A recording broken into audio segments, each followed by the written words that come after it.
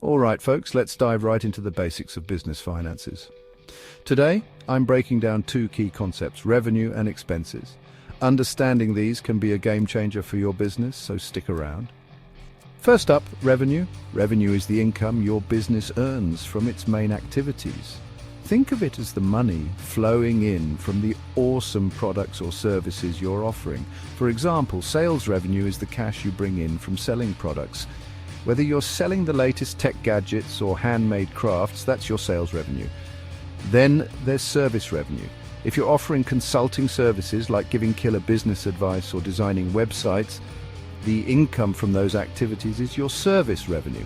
All right, let's switch gears to expenses. Expenses are the costs your business incurs to generate that sweet revenue and keep things running smoothly. Essentially, it's the money going out. A common expense is rent. If you're renting an office or a store space, that monthly rent is your rent expense.